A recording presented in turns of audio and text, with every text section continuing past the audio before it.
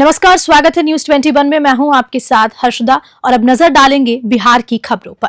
गोराडीह के एक विद्यालय में 8वीं कक्षा की छात्रा के साथ अनुचित संबंध बनाने के आरोप में शिक्षक को रंगे हाथ पकड़ा गया। ग्रामीणों ने उसे बंधक बनाकर जमकर धुनाई की और फिर पुलिस को सौंप दिया। ग्रामीणों का आरोप है कि शिक्षक तरुण कुमार तांती को विद्यालय के शौचालय में छात्रा के साथ आपत्तिजनक स्थिति में पाया गया। ग्रामीणों ने शौचालय को बाहर से बंद कर बड़ी संख्या में वहां जुटे और शिक्षक की लात घूंसे से पिटाई कर दी। सूचना मिलने पर पुलिस मौके पर पहुंची और आरोपी शिक्षक को अपने साथ थाने ले गई। आरोपित शिक्षक ने बताया कि वह छात्रा को पसंद करता है और उससे विवाह करना चाहता है। वहीं ग्रामीणों का कहना है कि उसकी इस हरकत से गुरु शिष्य परंपरा कलंकित हुई है। विद्यालय के प्रभारी प्रधानाध्यापक ऋषिकेश ने कहा कि यदि शिक्षक पर आरोप सही पाए जाते हैं तो कानूनी कार्रवाई होगी। भागलपुर से राहिल सिद्दीकी की रिपोर्ट। राष्ट्रीय फाइलेरिया उन्मूलन कार्यक्रम के तहत आगामी 10 फरवरी से शहर और ग्रामीण क्षेत्रों में सर्वजन दवा सेवन कार्यक्रम का आयोजन किया जाएगा। इसको लेकर सदर अस्पताल सभागार में सीएस की अध्यक्षता में प्रेस कॉन्फ्रेंस का आयोजन किया गया। सीएस ने बताया कि इस अभियान के तहत फाइलेरिया की मुफ्त दवा वितरित की जाएगी। राज्य स्वास्थ्य समिति बिहार के निर्देश पर यह दवा वितरण किया जा रहा है। उन्होंने कहा कि फाइलेरिया एक गंभीर बीमारी है जिसे आमतौर पर हाथी पांव के नाम से जाना जाता है। ये रोग मच्छर के काटने से फैलता है और शरीर के कई अंगों को प्रभावित कर विकलांगता का कारण बनता है। सीएस ने बताया कि फाइलेरिया संक्रमण बचपन से हो जाता है, लेकिन इसके लक्षण 5 से 15 साल बाद उभरते हैं।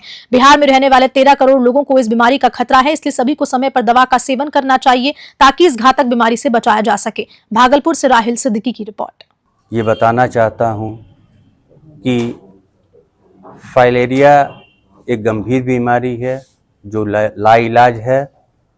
इसके रोकथाम दवा से संभव है और फाइलेरिया जो उन्मूलन कार्यक्रम है उसके अंतर्गत हर वर्ष की भांति इस वर्ष भी एमडीए राउंड, जिसे सर्वजन दवा सेवन अभियान बोलते हैं, इसके तहत 2 ड्रग अल्बेंडाजोल और डीसी की गोली लोगों को खिलाया जाएगा, जिसमें गठित टीम आगे के 14 दिन तक हाउस टू हाउस विजिट करके लोगों से संपर्क करके अपने सामने में दवा खिलाएगी और बाकी के जो 3 दिन होंगे उसमें बूथ लगा के स्कूल के बच्चों को या वैसे लोग जो छूट गए हों उनको कवर करेगी। इस अभियान का मुख्य जो एम है वो ये है कि सभी लोग, ज़्यादा से ज़्यादा जितने भी एलिजिबल पॉपुलेशन हैं उन लोग वो बीच में जाके संपर्क करके ये दवा को खिलाया जा सके और वो लोग दवा खा लें ताकि ये अभियान सफल माना जाए। ये अभियान हर साल लगभग 5 से 8 सालों तक चलना जरूरी है, क्योंकि इस में उपयोग होने वाली दवा से माइक्रोफाइलेरिया का रेट जो है कम होगा समाज में, तो स्प्रेड होने का चांसेस भी कम होगा, तो हम लोग एलिमिनेशन की ओर बढ़ सकते हैं। जो टारगेट है वो 2027 तक इसको एलिमिनेट करने का टारगेट रखा गया है। लोगों की इसमें सहभागिता बहुत ज़रूरी है। हर डिपार्टमेंट के लोगों को, जैसे पंचायती राज हैं, आईसीडीएस हैं, आंगनबाड़ी हैं, एमडीए को देखने वाले हैं, स्कूल के हेडमास्टर और टीचर हैं। मझौलिया अंचल क्षेत्र के सरीसेवा में प्रशासन ने अवैध रूप से कब्जे की गई जमीन पर बुलडोजर चला दिया। बताया जाता है कि ये जमीन मुख्यमंत्री की अति महत्वाकांक्षी योजना पंचायत सरकार भवन के लिए चिन्हित थी, जिसे कुछ लोगों ने अवैध रूप से घेराबंदी कर कब्जाने का प्रयास किया। प्रखंड विकास अधिकारी, सह मजिस्ट्रेट वरुण वेतन, राजस्व कर्मचारी आशीष ओझा, थाना अध्यक्ष विश्व मोहन चौधरी और राजस्व अधिकारी रमेश कुमार सिंह की मौजूदगी में भारी पुलिस बल के साथ प्रशासन ने कार्रवाई करते हुए अवैध कब्जे को हटवाया। बेतिया से दीपक कुमार की रिपोर्ट। कोतवाली थाना क्षेत्र स्थित सोनापट्टी के बजरंग बली मंदिर में चोरों ने चांदी का मुकुट चोरी कर लिया। घटना का सीसीटीवी फुटेज स्थानीय दुकानदारों के पास है, जिसमें साफ दिख रहा है कि मंदिर के बगल में एक गार्ड सोया हुआ था, जबकि एक युवक कटर मशीन से मंदिर के गेट को काट रहा था। सुबह जब दुकानदार अपनी दुकानों पर पहुंचे तो उन्होंने देखा कि बजरंग बली का मुकुट गायब है। इसके बाद उन्होंने कोतवाली थाने को सूचना दी। मौके पर पुलिस पहुंची और चोरों का पता लगाने में जुट गई। घटना के बाद स्थानीय दुकानदारों में दहशत का माहौल है। उनका कहना है कि सोनापट्टी भागलपुर का सबसे बड़ा सराफा बाजार है। अगर आज मंदिर से मुकुट चोरी हुआ तो कल उनकी दुकानों को भी निशाना बनाया जा सकता है। भागलपुर से राहिल सिद्दीकी की रिपोर्ट। रात में तो सब मंदिर बंद करके पंडित जी गए। ये 4 साढ़े 4 बजे की घटना है। वो एक लड़का आया है जो ये ग्रिल काट के मंदिर का मुकुट, छत और एक छोटा भगवान का मुकुट और छोटा सामान था वो गिरा हुआ मिला, वो अंदर था एक वो हम लोग जब सुबह आए हैं तो हम लोग को पता चला है कि ये ग्रिल काट के यहाँ से ये मोटा मोटी ये 300 ग्राम चांदी का सामान सीसीटीवी फुटेज में आया है कि गार्ड बगल वाले दुकान के पास सोया हुआ है और यहाँ पे वो वारदात कर रहा है, लेकिन उसका चेहरा फुटेज में सामने अभी क्लियर नहीं आया है। पुलिस आई थी, वो सारा फोटो वोटो करके सारा लेके। क्या लगता है कितने की चोरी हुई? मोटा मोटी वही 30,000 के आसपास। हाँ। दिल्ली विधानसभा चुनाव में बीजेपी की जीत के बाद शेखपुरा में पार्टी कार्यकर्ताओं में जबरदस्त खुशी देखने को मिली। बीजेपी कार्यकर्ताओं ने जीत की खुशी में होली और दीपावली मनाकर जश्न का इजहार किया। शेखपुरा के स्टेशन रोड स्थित बीजेपी कार्यालय के पास सह भाजपा नेता के नेतृत्व में बड़ी संख्या में कार्यकर्ताओं ने इकट्ठा होकर आतिशबाजी की, एक दूसरे को गुलाल लगाया और मिठाइयां बांटकर जीत की बधाई दी। इस मौके पर सांसद प्रतिनिधि विपनी मंडल ने दिल्ली की जनता को धन्यवाद देते हुए कहा कि पीएम नरेंद्र मोदी के विकास मॉडल और सबका साथ सबका विकास के नारे को लोगों ने दिल से अपनाया था, जिससे बीजेपी को स्पष्ट बहुमत मिला है। उन्होंने अब दिल्ली में तेज गति से विकास होने की बात कही। शेखपुरा से रंजन कुमार की रिपोर्ट। चुनाव का आज गिनती था। दिल्ली की जनता ने विश्व के सर्वमान्य नेता माननीय प्रधानमंत्री श्री नरेंद्र मोदी जी की नेतृत्व में ये भारी प्रचंड जीत है और दिल्ली की जनता को मैं कोटि कोटि धन्यवाद देता हूं, जो कि हमारे यशस्वी प्रधानमंत्री नरेंद्र मोदी जी पर अटूट भरोसा जताया। इसके लिए मैं दिल्ली की जनता को बारंबार नमस्कार करता हूं, नमन करता हूं, धन्यवाद देता हूं कि बीजेपी 27 साल बाद भाजपा वापस आई है। ये 27 साल बाद माननीय प्रधानमंत्री जी की जीत है। नरेंद्र मोदी जी पर दिल्ली की जनता ने भरोसा जताया है। मोदी है तो मुमकिन है। प्रधानमंत्री जी सबका साथ, सबका विकास, सबका विश्वास, सबका भरोसा लेकर सबको साथ लेकर चलने वाले सर्वमान्य नेता हैं और उन्हीं पर दिल्ली की जनता ने विश्वास किया है और भाजपा को प्रचंड बहुमत से दिल्ली में सरकार बनाने का मौका दिया है। महाराजगंज में गंगा आरती की तर्ज पर महाआरती का आयोजन किया गया, जिसे देखने के लिए हजारों की संख्या में श्रद्धालु पहुंचे।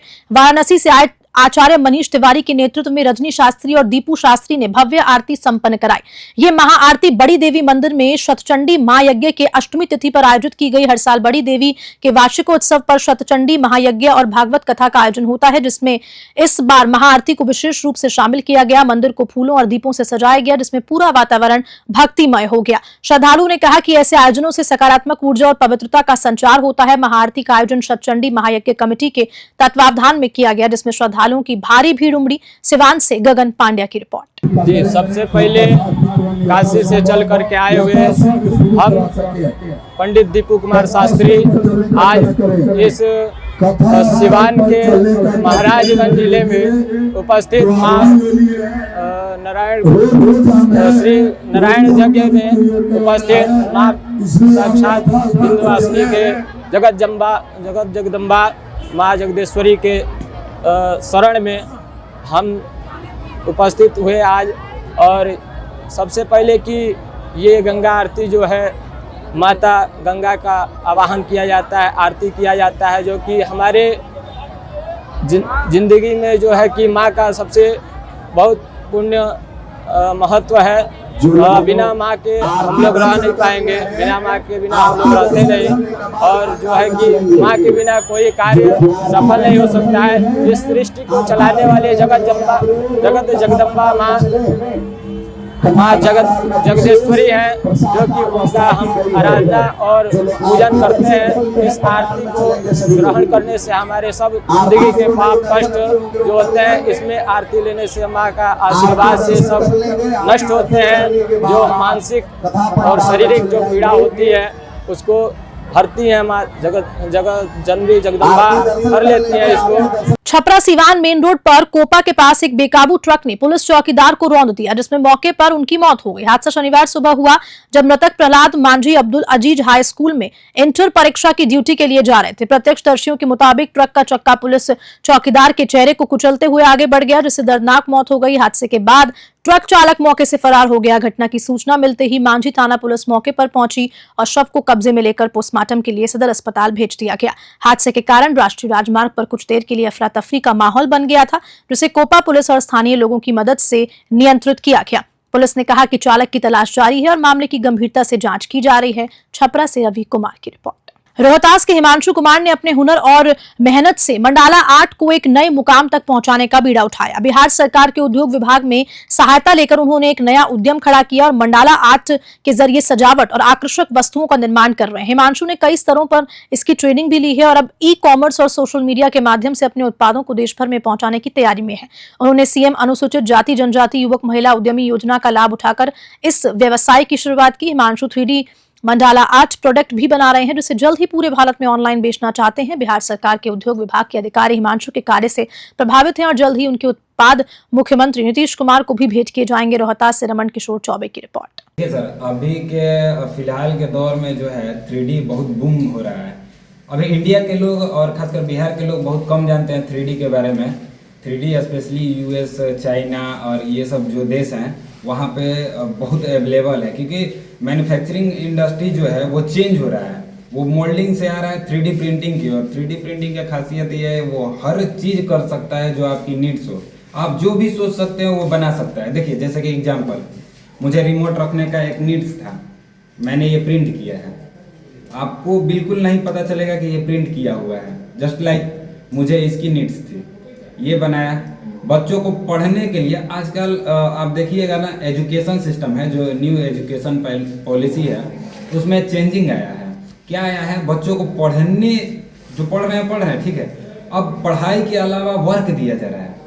जैसे साइंस में चले जाइए, आपको वर्क दिया जाएगा कि आप ये प्रोजेक्ट बनाइए, आप न्यूटन पे जाइए, आप कैसे लॉ काम करते हैं वो बताइए, रॉकेट बनाइए, आप ड्रोन बनाइए।